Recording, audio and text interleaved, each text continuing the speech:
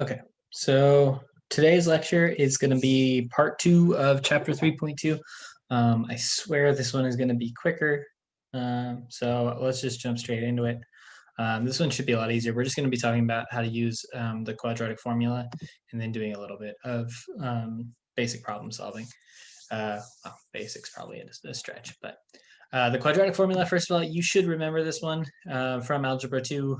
I actually just talked to Miss Leatherman today, and that's what they're doing right now. So, well, they're completing the square. They'll be getting to it soon. Anyway, hopefully you remember it's that x equals negative b plus or minus the square root of b squared minus 4ac all over 2a. Apparently, Mr. Rowden used to sing a song about it. I don't know the song, so I have no idea what that is. Honestly, I think songs usually just make things more annoying to remember. But hey, if you guys have a song for it, go ahead, sing it all you want, as long as you remember the basics of the formula. And this is one of those important ones. You know, we're not quite Pythagorean theorem level, but this thing's pretty important. You'll also note that negative b is often said as the opposite of b. They're the same thing. The negative of a negative number is just a positive number. Like I understand that some students get confused if you say negative, but it means the same thing. But if you want to be technical, it is the opposite of b. B is positive, negative b will be negative. If b is negative, negative b will be positive. So we're going to, well, that's all this one has. We're gonna start using the quadratic formula here. So this one we've got negative b plus or minus the square root b squared minus 4ac all over 2a.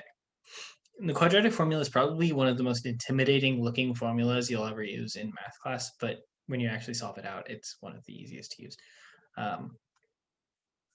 So it's literally, we're just plugging in numbers. So we plug in negative 6 wherever we see b. So we've got negative b, negative 6 is 6, plus or minus the square root of b squared, so negative 6 squared, minus 4 times a, which is 3, times c, which is 2. And then that is all over, remember, just maybe in case you're forgetting this one, bx plus c.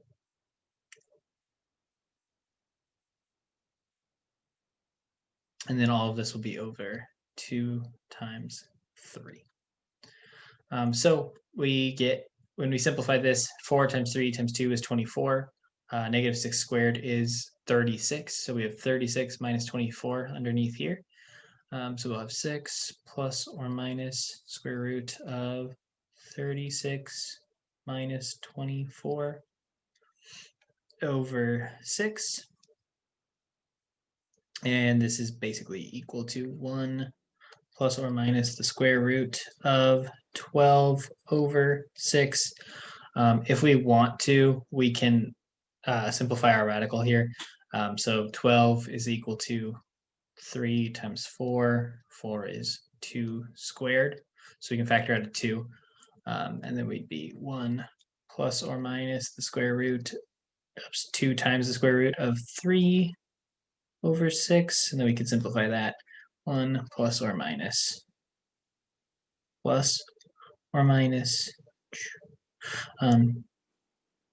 square root of 3 over 3. This simplifies to 1/3. And then you'd have square root of 3 over 3. So that would be your answer. I guess you'd have an equals x.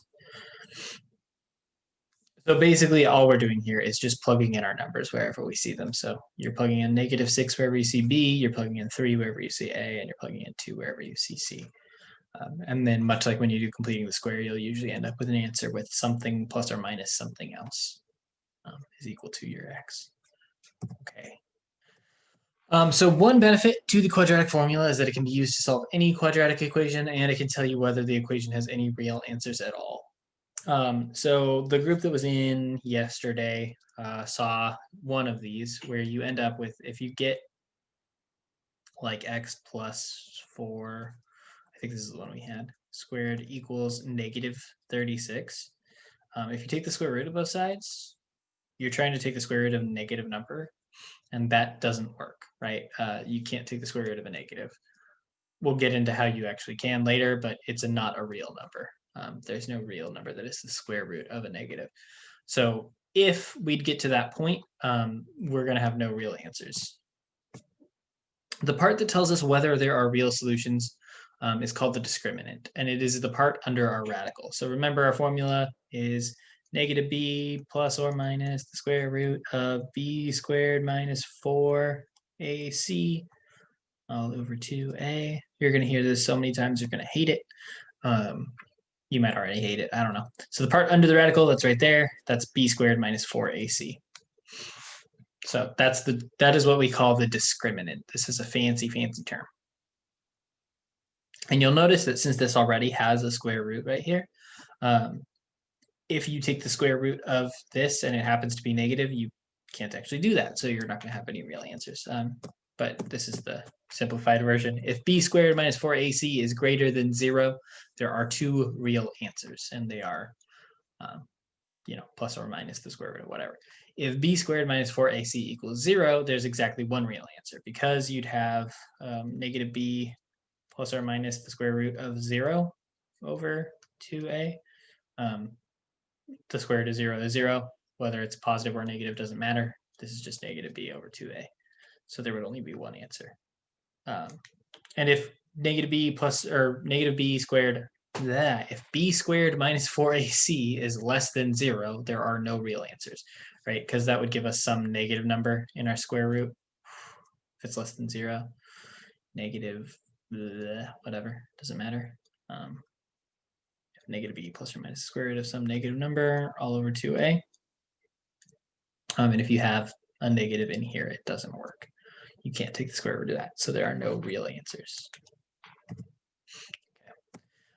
Sometimes your discriminant will give you a perfect square. For example, if we take the discriminant of this, if we're just looking at the discriminant, that's just the b squared minus 4ac. So we have 1, b is 1, so we have 1 squared minus 4 times 6 times negative 2, that's 1 plus, negative 2, that's 1248, which equals 49. So when we do this, if we had, we can do the full quadratic equation. So we'd have negative b plus or minus the square root of, and then we just did our discriminant, which is 49, over 2a, which is going to be 12. When this happens, you already know that it's going to be 7, right?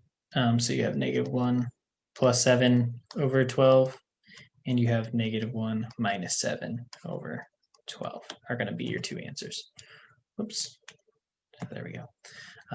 This does mean that the quadratic equation is factorable, and that the quadratic formula is unnecessary here. So basically, it just means that there's a simpler way to do it. You don't have to keep going through with all of those numbers. But honestly, at that point, if you've already calculated the discriminant, you probably don't need to go back and factor it. It does mean that later, when we're working with trying to simplify equations that have quadratics in them but are not just quadratics, you can generally simplify fractions and things like that more. It's just something to be aware of, really. If your negative b, or if your b squared minus 4ac is equal to something that you can take the square root of evenly, it means you could have factored it. Not that it matters. I was telling the people that were in today, I'm never going to tell you exactly how I want you to solve a problem. You can solve it any way that you want, any way that works for you. But sometimes if it's one that like you can't factor normally, I might tell you, use the quadratic formula, just because it's going to be the easiest way to do it. But anyway, last thing we're going to talk about today is something called modeling projectile motion. There's an example in your book. I didn't really look at it that much. So this is actually a physics concept.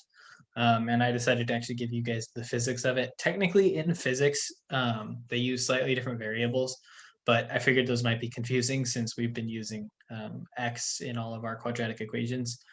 The actual physics version isn't this. It's x equals x naught plus v naught t plus 1/2 at squared. But we're using a really specific one.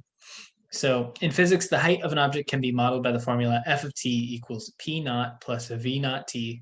These little zeros down here mean naught, which means initial.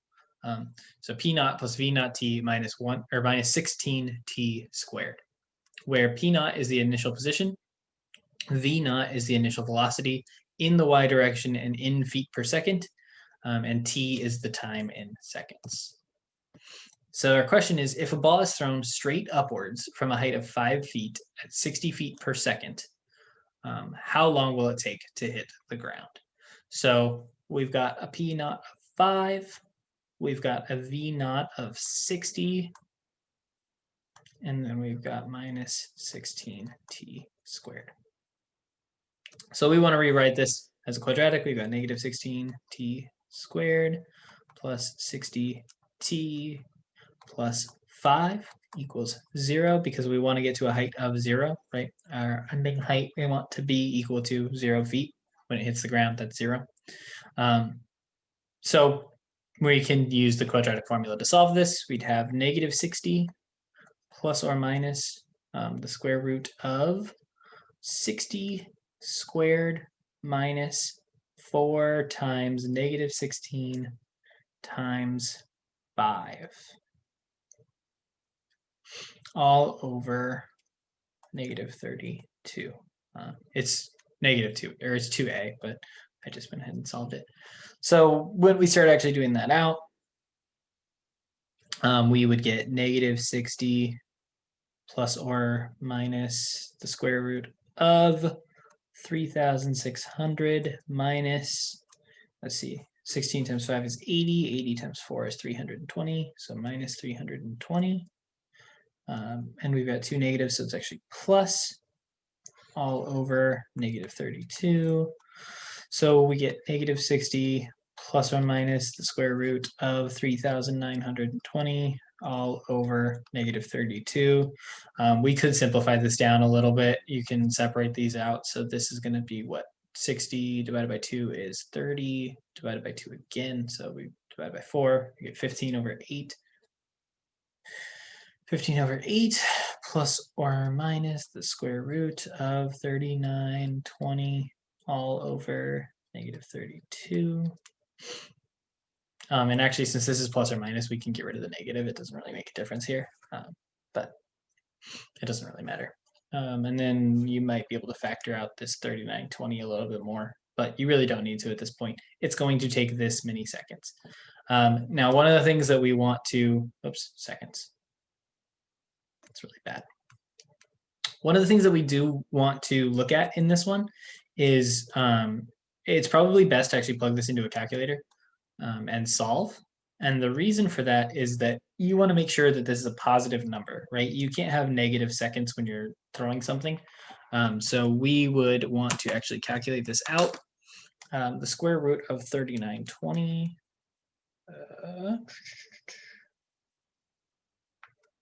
Whoops. I have a scientific calculator. It's not the graphing one. 3920 is 62.6. I'm just going to round. So we've got equals 62.6. 62.6 divided by 32 equals 1.95. So we'd have 15 over 8 plus 1.95. We can simplify 15 over 8 to be equal to 1.875.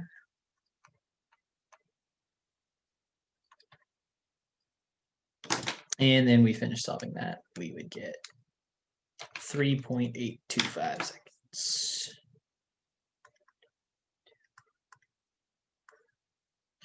So that's the answer that we get for that one. Okay. I know this one looks a little bit more complicated than it actually is, but trust me, it's just plugging in numbers. I think you guys should be able to figure it out, and we will have plenty of time to work both in person and over Zoom to figure things out if you guys are still having trouble or if you're confused by any of this. But hopefully this was a much easier lesson. It definitely takes a little less time. And then we'll just finish up section 3.2. Next week, we're going to get through all the rest of the material for this chapter. So we'll do 3.3, 3.4, and 3.5. I don't think there's a 3.6. I'll need to double check. Once we finish that, the week after, Monday and Tuesday are going to be study days. We don't have school Friday, it's conferences. And then Monday and Tuesday will be study catch-up days, get you ready for the quiz that's going to be on Wednesday, and then we'll jump into chapter 4. But that is it for today. So I will see you all later.